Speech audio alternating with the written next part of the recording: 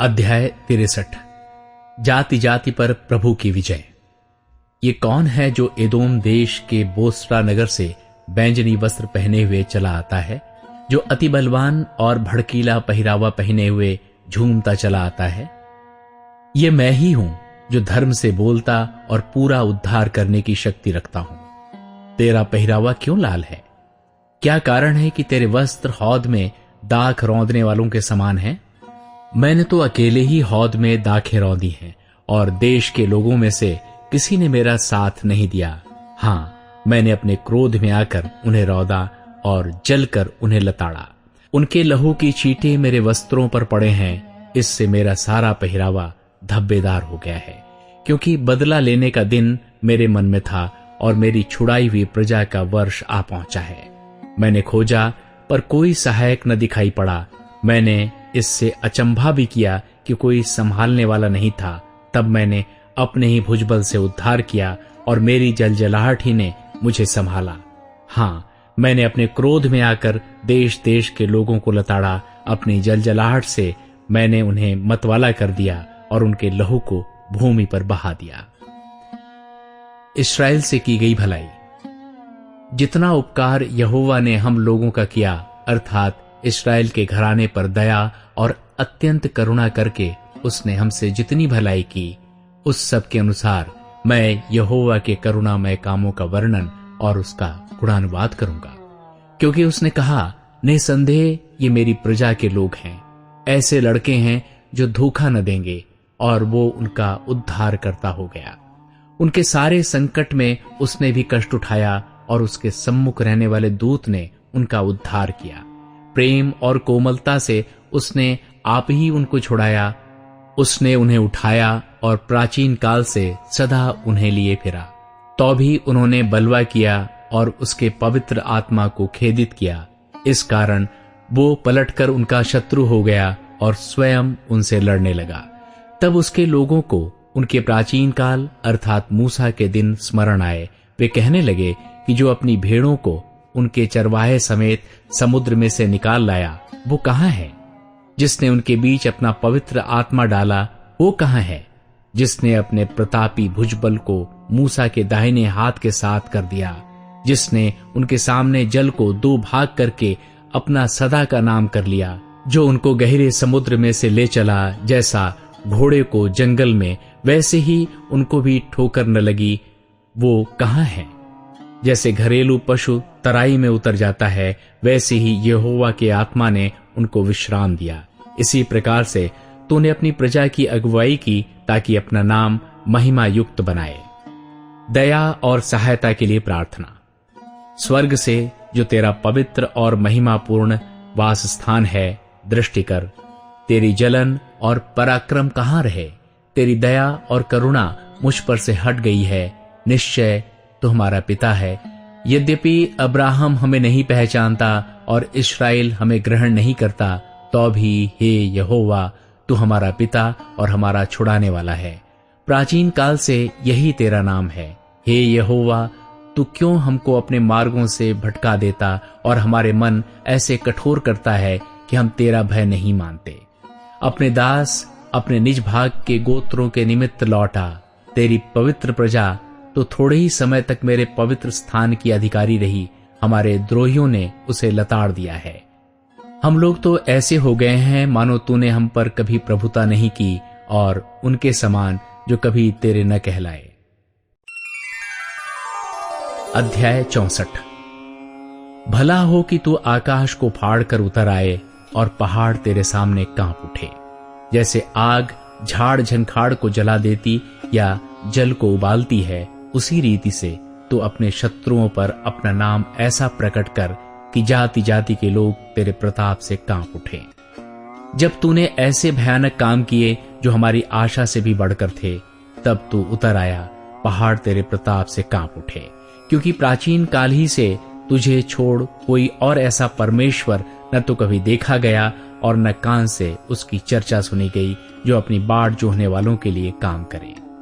तू तो उन्हीं से मिलता है जो धर्म के काम हर्ष के साथ करते और तेरे मार्गों पर चलते हुए तुझे स्मरण करते हैं। देख, तू क्रोधित हुआ था, क्योंकि हमने पाप किया।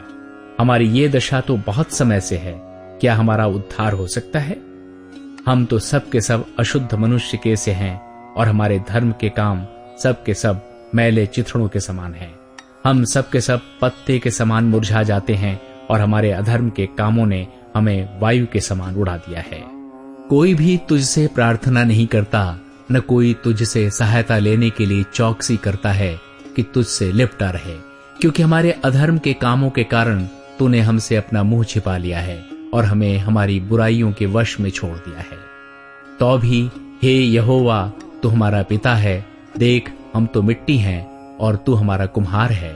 हम सब के सब तेरे हाथ के काम हैं। इसलिए हे यहोवा, अत्यंत क्रोधित न हो और अनंत काल तक हमारे अधर्म को स्मरण न रख।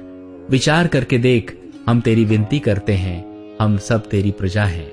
देख, तेरे पवित्र नगर जंगल हो गए, सिय्योन सुनसान हो गया है, यरूशलेम उजड़ गया है। हमारा पवित्र और शोभायमान मंदिर, जिसमें हमारे पूर्वज तेरी स्तुति करते थे, आग से जलाया गया और हमारी मनभावनी वस्तुएं सब नष्ट हो गई हैं। हे यहोवा, क्या इन बातों के होते हुए भी तू अपने को रोके रहेगा? क्या तू हम लोगों को इस घोर दुर्दशा में रहने देगा? अध्याय 65। विद्रोहियों को दंड। जो मुझको पूछते भी न थे वे मेरे खोजी हैं, जो मुझे ढूंढते भी न थे उन्होंने मुझे पा लिया। और जो जाति मेरी नहीं कहलाई थी उससे भी मैं कहता हूं, देख, मैं उपस्थित हूं। मैं एक हठीली जाति के लोगों की ओर दिन भर हाथ फैलाए रहा, जो अपनी युक्तियों के अनुसार बुरे मार्गों में चलते हैं। ऐसे लोग जो मेरे सामने ही बारियों में बलि चढ़ा चढ़ाकर और ईंटों पर धूप जला जलाकर मुझे लगातार क्रोध दिलाते हैं, ये कब्र के बीच बैठते और छिपे हुए स्थानों में रात बिताते, जो सूअर का मांस खाते और घृणित वस्तुओं का रस अपने बर्तनों में रखते, जो कहते हैं, हट जा, मेरे निकट मत आ, क्योंकि मैं तुझसे पवित्र हूं। ये मेरी नाक में धुएं व उस आग के समान हैं जो दिन भर जलती रहती हैं। देखो, ये बात मेरे सामने लिखी हुई है। मैं चुप न रहूंगा, मैं निश्चय बदला दूंगा, वरन तुम्हारे पुरखाओं के भी अधर्म के कामों का बदला तुम्हारी गोद में भर दूंगा, क्योंकि उन्होंने पहाड़ों पर धूप जलाया और पहाड़ियों पर मेरी निंदा की है। इसलिए मैं यहोवा कहता हूं कि उनके पिछले कामों के बदले को मैं इनकी गोद में तौल कर दूंगा। यहोवा यूं कहता है, जिस भांति दाख के किसी गुच्छे में नया दाख मधु भर आता है, तब लोग कहते हैं, उसे नष्ट मत कर, क्योंकि उसमें आशीष है। उसी भांति मैं अपने दासों के निमित्त ऐसा करूंगा कि सबों को नष्ट न करूंगा। मैं याकूब में से एक वंश और यहूदा में से अपने पर्वतों का एक वारिस उत्पन्न करूंगा। मेरे चुने हुए उसके वारिस होंगे और मेरे दास वहां निवास करेंगे। मेरी प्रजा जो मुझे ढूंढती है, उसकी भेड़ बकरियां तो शारोन में चरेंगी और उसके गाय बैल आकोर नामक तराई में विश्राम करेंगे। परंतु तुम जो यहोवा को त्याग देते और मेरे पवित्र पर्वत को भूल जाते हो, जो भाग्य देवता के लिए मेज पर भोजन की वस्तुएं सजाते और भावी देवी के लिए मसाला मिला हुआ दाख मधु भर देते हो, मैं तुम्हें गिन गिन कर तलवार का कौर बनाऊंगा और तुम सब घात होने के लिए झुकोगे, क्योंकि जब मैंने तुम्हें बुलाया तुमने उत्तर न दिया, जब मैं बोला तब तुमने मेरी न सुनी, वरन जो मुझे बुरा लगता है वही तुमने नित किया और जिससे मैं अप्रसन्न होता हूं उसी को तुमने अपनाया। इस कारण प्रभु यहोवा यूं कहता है, देखो, मेरे दास तो खाएंगे पर तुम भूखे रहोगे, मेरे दास पिएंगे पर तुम प्यासे रहोगे, मेरे दास आनंद करेंगे पर तुम लज्जित होगे। देखो, मेरे दास हर्ष के मारे जय जयकार करेंगे, परंतु तुम शोक से चिल्लाओगे और खेद के मारे हाय हाय करोगे। मेरे चुने हुए लोग तुम्हारी उपमा दे देकर शाप देंगे और प्रभु यहोवा तुझको नष्ट करेगा, परंतु अपने दासों का दूसरा नाम रखेगा। तब सारे देश में जो कोई अपने को धन्य कहेगा, वो सच्चे परमेश्वर का नाम लेकर अपने को धन्य कहेगा, और जो कोई देश में शपथ खाए वो सच्चे परमेश्वर के नाम से शपथ खाएगा, क्योंकि पिछला कष्ट दूर हो गया और वो मेरी आंखों से छिप गया है। नया आकाश और नई पृथ्वी। क्योंकि देखो, मैं नया आकाश और नई पृथ्वी उत्पन्न करता हूं, और पहली बातें स्मरण न रहेंगी और सोच विचार में भी न आएंगी। इसलिए जो मैं उत्पन्न करने पर हूं उसके कारण तुम हर्षित हो और सदा सर्वदा मगन रहो। क्योंकि देखो, मैं यरूशलेम को मगन और उसकी प्रजा को आनंदित बनाऊंगा। मैं आप यरूशलेम के कारण मगन और अपनी प्रजा के हेतु हर्षित होऊंगा। उसमें फिर रोने या चिल्लाने का शब्द न सुनाई पड़ेगा। उसमें फिर न तो थोड़े दिन का बच्चा और न ऐसा बूढ़ा जाता रहेगा जिसने अपनी आयु पूरी न की हो, क्योंकि जो लड़कपन में मरने वाला है वो 100 वर्ष का होकर मरेगा, परंतु पापी 100 वर्ष का होकर शापित ठहरेगा। वे घर बनाकर उनमें बसेंगे, वे दाख की बारियां लगाकर उनका फल खाएंगे। ऐसा नहीं होगा कि वे बनाएं और दूसरा बसे, या वो लगाएं और दूसरा खाए, क्योंकि मेरी प्रजा की आयु वृक्षों की सी होगी और मेरे चुने हुए अपने कामों का पूरा लाभ उठाएंगे।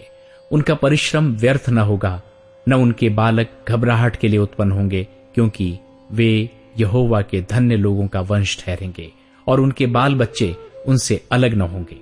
उनके पुकारने से पहले ही मैं उनको उत्तर दूंगा और उनके मांगते ही मैं उनकी सुन लूंगा। भेड़िया और मेमना एक संग चरा करेंगे और सिंह बैल के समान भूसा खाएगा और सर्प का आहार मिट्टी ही रहेगा।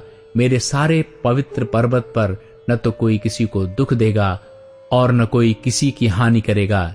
यहोवा का यही वचन है।